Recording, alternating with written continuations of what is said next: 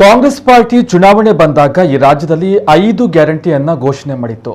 ಕಾಂಗ್ರೆಸ್ನ ರಾಷ್ಟ್ರೀಯ ಅಧ್ಯಕ್ಷ ಮಲ್ಲಿಕಾರ್ಜುನ ಖರ್ಗೆ, ಸೋನಿಯಾ, ರಾಹುಲ್, ಪ್ರಿಯಾಂಕಾ, ಸಿದ್ದರಾಮಯ್ಯ, ಡಿಕೆ ಶಿವಕುಮಾರ್ ಗ್ಯಾರಂಟಿ ಕೊಡುವುದಾಗಿ ಪ್ರತಿಯೊಬ್ಬರಿಗೂ ಸಿಗಲಿದೆ ಎಂದು ಹೇಳಿದರು. ಅಧಿಕಾರಕ್ಕೆ ಬಂದು 20 ದಿನಗಳು ಕಳೆದರೂ ಯಾವ ಗ್ಯಾರಂಟಿಯೂ ಬಿಡುಗಡೆ ಆಗಿಲ್ಲ. ಜನರಿಗೆ ಮೋಸ ವಂಚನೆ ಮಾಡಿ ಸುಳ್ಳು ಹೇಳಿ ಅಧಿಕಾರಕ್ಕೆ ಬಂದಿದೆ. ಕಾಂಗ್ರೆಸ್ ಮೋಸಗಾರರ ಸುಳ್ಳುಗಾರರ ಪಾರ್ಟಿ ಎಂದು ಹೇಳಿದರು. ಕಾಂಗ್ರೆಸ್ ತಕ್ಷಣ ಈ ಹಿಂದೆ ನೀಡಿದ್ದ ಭರವಸೆಯನ್ನ ಈಡೇರಿಸಬೇಕು. ಹಳ್ಳಿಗಳಲ್ಲಿ ವಿದ್ಯುತ್ ಬಿಲ್ ಕೇಳಿದಾಗ ಆಕ್ರೋಶಿತರಾಗ್ತಾ ಇದ್ದಾರೆ. ಬಸ್ಸಿನಲ್ಲಿ ಮಹಿಳೆಯರಿಗೆ ಉಚಿತ ಸಿಗದಿರುವಾಗ ಆಕ್ರೋಶ ಉಂಟಾಗ್ತಾ ಇದೆ. ಈಗ ಸಿದ್ದರಾಮಯ್ಯಗೆ ಅರಿವಾಗಿದೆ.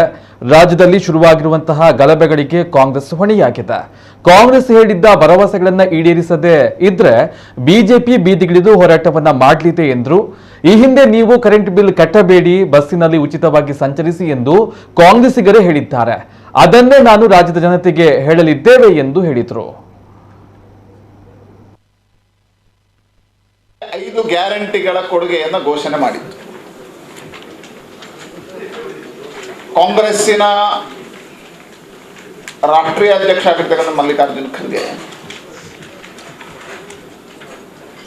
ರಾಷ್ಟ್ರೀಯ ನಾಯಕರುಗಳಾಗಿರ್ತಕ್ಕಂಥ ಸೋನಿಯಾ ಗಾಂಧಿ, ರಾಹುಲ್ ಗಾಂಧಿ, ಪ್ರಿಯಾಂಕಾ ಗಾಂಧಿ, ರಾಜ್ಯದ ಆಗಿನ ವಿರೋಧ ಪಕ್ಷ ನಾಯಕ, ಈಗಿನ ಮುಖ್ಯಮಂತ್ರಿ, ಕಾಂಗ್ರೆಸ್ಸಿನ ರಾಜ್ಯದ ಅಧ್ಯಕ್ಷರು ಮತ್ತು ಈಗಿನ ಉಪಮುಖ್ಯಮಂತ್ರಿಗಳು ಘೋಷಣೆ ಆಗಿರುವಂತಹ ಗ್ಯಾರಂಟಿ ಕಾರ್ಡ್ಗಳನ್ನು ಹಿಡಿದು ಜನರ ಮುಂದೆ ಈ ರಾಜ್ಯದ ಪ್ರತಿಯೊಬ್ಬರಿಗೂ ಈ ಗ್ಯಾರಂಟಿ ಕಾರ್ಡ್ನ ಉಪಯೋಗವನ್ನ ಕೊಡ್ತೀವಿ ಅಂತ ಹೇಳಿದರು. ಸಿದ್ದರಾಮಯ್ಯ, ಖರ್ಗೆ ಅವರು ಹೆಚ್ಚೆಚ್ಚು ಉಲ್ಲೇಖ ಮಾಡ್ತಾ ನನಗೂ ಇದೆ ನಿಮಗೂ ಇದೆ ಅಂತ ಹೇಳುವಂಥದ್ದನ್ನು ಹೇಳಿದ್ರು. ಖರ್ಗೆ ಅವರು ಬೆಂಗಳೂರು ಹೋಗಿ, ಬೇಲೂರು ಹೋಗಿ, ಮೈಸೂರು ಹೋಗಿ, ಧರ್ಮಸ್ಥಳ ಹೋಗಿ ಅಂತ ಹೇಳಿದರು. ಇವತ್ತು ಅಧಿಕಾರ ಬಂದು 20 ದಿನಗಳಾದರೂ ಈ ಯಾವ ಗ್ಯಾರಂಟಿಯೂ ಬಿಡುಗಡೆ ಆಗಿಲ್ಲ.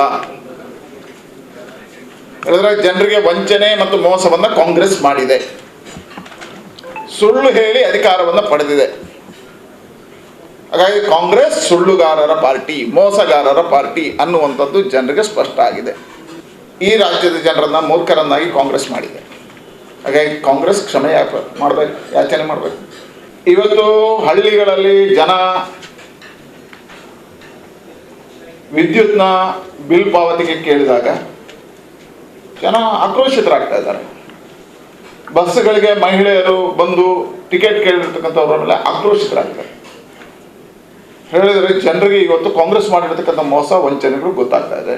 ನಾವು ಜನರ ಪರವಿದ್ದೇವೆ. ಕಾಂಗ್ರೆಸ್ ಹೇಳಿದ್ದನ್ನು ಮಾಡಿದ್ರೆ ನಾವು ಬೀದಿಗಳಿಗೂ ಹೋರಾಟ ಮಾಡ್ತೇವೆ, ಜನರ ಪರವಾಗಿದ್ದೇವೆ. ಜನರಿಗೆ ನ್ಯಾಯ ಒದಗಿಸಿಕೊಡುವಂಥ ಕೆಲಸದಲ್ಲಿ ಭಾರತೀಯ ಜನತಾ ಪಾರ್ಟಿ ಮುನ್ನುಗ್ಗುತ್ತೆ ಮತ್ತು ಹೋರಾಟವನ್ನು ಕೈಗೆತ್ತಿಕೊಳ್ಳುತ್ತೆ. ನಾವೀಗ ವಿನಂತಿ ಮಾಡ್ತೇವೆ, ಜನ ನೀವು ಬಿಲ್ ಕಟ್ಟಬೇಡಿ. ಯಾಕೆ ಜನ ನಿಮ್ಗೆ ಹೇಳಿದ್ದಾರೆ, ಕಟ್ಟುವಂಥ ಅವಶ್ಯಕತೆ ಇಲ್ಲ. ನೀವೇ ಹೇಳಿದ್ದು, ನಾವು ಹೇಳಲಿಲ್ಲ.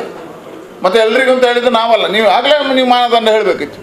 ಇವತ್ತು ಯಾವುದೇ ಮಾನದಂಡ ಇಲ್ಲದೆ ನೀವು ಮತ ಪಡೆದಿದ್ದೀರಿ, ಅಧಿಕಾರ ನಡೆಸಿದರೆ ಅಧಿಕಾರಕ್ಕೆ ನಾವು ಪೂರ್ಣ ಸಹಕಾರ ಕೊಟ್ಟಿದ್ದೀವಿ. ಆದರೆ ಜನರಿಗೆ ಹೇಳಿದ್ದನ್ನು ನಡೆಸಿ.